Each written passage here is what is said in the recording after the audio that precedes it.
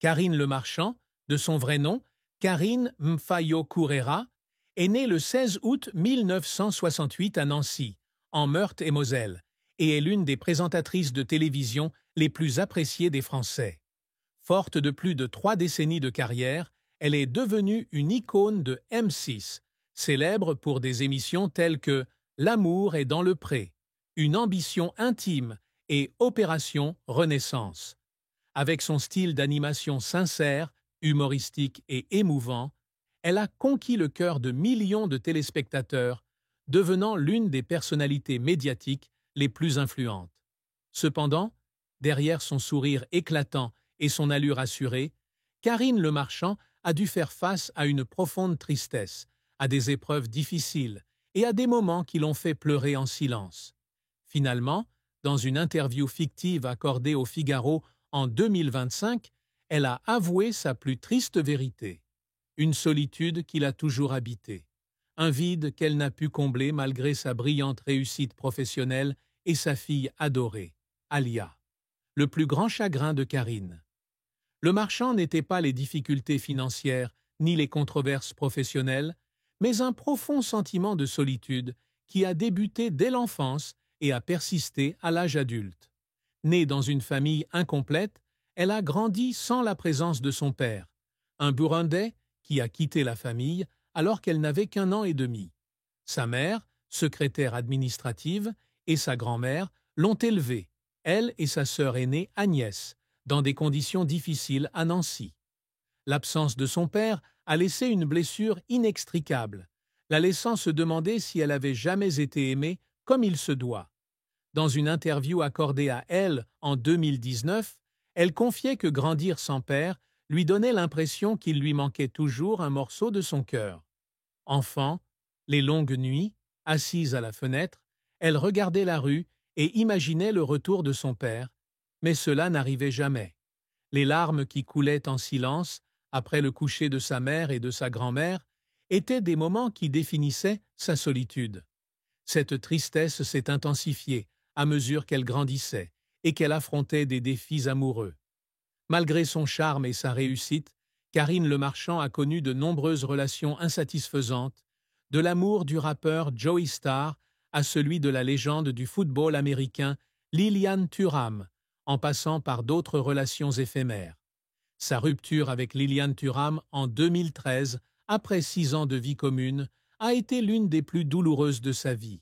Elle confiait un jour à Libération que Lilian était l'homme en qui elle avait le plus confiance, mais les accusations de violence conjugale et la rupture de leur relation lui ont donné l'impression que son monde s'écroulait. Les longues nuits qui ont suivi la rupture, elle est restée seule dans son appartement parisien, serrant sa fille Alia dans ses bras, pleurant son sentiment d'échec amoureux. Cette solitude, bien qu'elle la dissimulât derrière un sourire éclatant à la télévision, est devenue indissociable de sa vie, la forçant à lutter pour retrouver foi en le bonheur. La carrière de Karine Lemarchand a été un parcours inspirant, jalonné de succès retentissants et d'échecs douloureux. Après son baccalauréat, elle quitte Nancy en 1986 pour Paris, rêvant de devenir chanteuse. Mais le destin l'amène au mannequinat, puis à la radio et enfin à la télévision. Sa carrière décolle lorsqu'elle anime Les Maternelles sur France 5 en 2004, une émission sur la parentalité où elle fait preuve d'empathie et de profondes connaissances en psychologie. En 2009, elle rejoint M6, où elle devient la présentatrice principale de L'amour est dans le pré, une émission de rencontres pour agriculteurs célibataires. Grâce à son style de présentation accessible, elle fait de l'émission un phénomène culturel, attirant des millions de téléspectateurs chaque saison. Depuis 2010, elle anime l'émission pendant plus de 20 saisons, aidant des dizaines de couples à trouver l'amour et à fonder une famille. Le succès de L'amour est dans le pré lui vaut le titre de reine du matchmaking et de nombreuses récompenses, dont le titre d'animatrice préférée des Français par TV Mag en 2022. Elle a également fait sensation avec Une ambition intime, une émission qui interrogeait des personnalités politiques de premier plan comme Jordan Bardella, Sandrine Rousseau et Gérald Darmanin, lancée en 2016.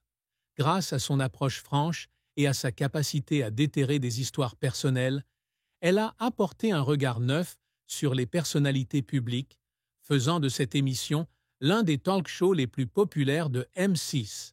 Elle a également animé des émissions comme Opération Renaissance, C'est ma vie et On ne choisit pas ses voisins, démontrant ainsi sa polyvalence. Elle est également membre des grosses têtes sur RTL depuis 2014, où elle impressionne par son humour et sa vivacité d'esprit. Ses succès lui ont non seulement apporté la célébrité, mais ont également fait d'elle l'une des présentatrices les mieux payées de France, avec une fortune estimée entre 1 et 10 millions de dollars.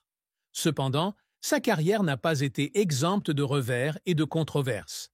L'un de ses plus grands revers est survenu lorsqu'une ambition intime n'a pas atteint les audiences espérées pour sa saison 2025.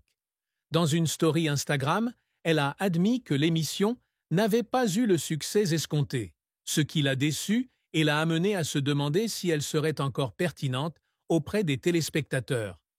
Une autre controverse a éclaté lorsqu'elle a été accusée d'avoir tenu des propos insensibles envers la communauté LGBTQ+, en 2018, décrivant les hommes gays comme très féminins, bruyants et agitant beaucoup les bras.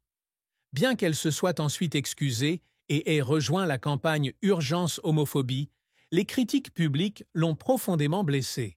Elle a confié dans une interview à France Inter qu'il y avait des jours où elle lisait des commentaires négatifs sur les réseaux sociaux et fondait en larmes, rongée par un sentiment d'injustice.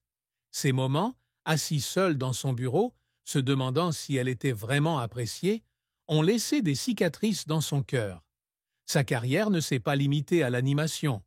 Elle a travaillé sans relâche pour perfectionner ses compétences, de l'étude de la psychologie du public à la préparation minutieuse des interviews, en passant par la gestion des situations inattendues à l'antenne. Il lui est arrivé, alors qu'elle préparait un épisode d'une ambition intime pendant une semaine, de constater que l'invité avait changé à la dernière minute, la forçant à improviser immédiatement. Ces moments, bien que stressants, l'ont aidée à devenir une présentatrice flexible et professionnelle. Cependant, la pression de devoir toujours être parfaite devant le public l'a fait pleurer à plusieurs reprises. Un jour, après un enregistrement raté pour L'amour est dans le pré, elle est rentrée chez elle et s'est assise dans le noir, pleurant, se sentant incompétente.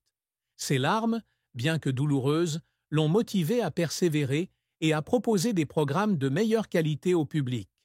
La vie de Karine Le Marchand a été marquée par de nombreuses épreuves, d'une enfance défavorisée à des bouleversements professionnels et personnels. Ayant grandi dans une famille sans père, elle a dû faire face à des difficultés financières et à un sentiment d'infériorité lié à ses origines. Fille d'une mère française et d'un père burundais, elle a subi des discriminations durant son enfance, ce qui l'a empêchée de s'affirmer. Dans une interview accordée au Temps en 2015, elle confiait qu'il y avait des jours où elle avait l'impression de ne pas être à sa place, un sentiment qui la poussait à redoubler d'efforts pour prouver sa valeur. Étudier la harpe et la flûte traversière au Conservatoire de Nancy était pour elle une façon de trouver du réconfort, mais les difficultés financières de sa famille l'ont forcée à abandonner ses rêves musicaux et à se tourner vers le travail très tôt.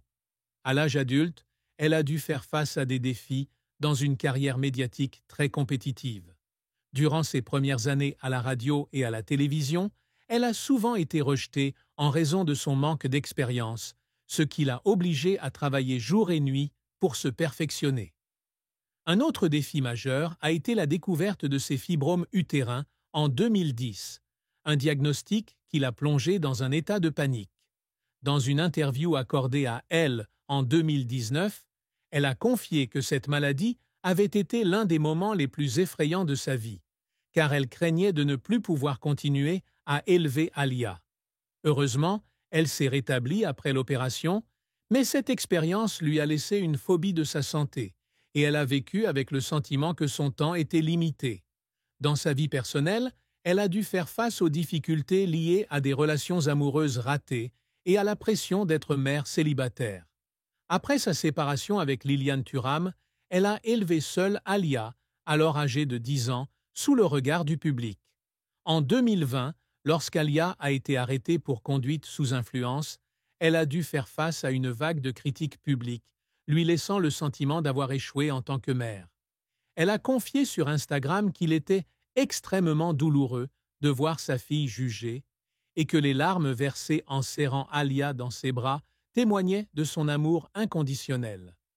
Un autre défi a été le chantage subi par Mimi Marchand en 2020, lorsqu'elle a été menacée de rendre publiques des photos de l'arrestation d'Alia.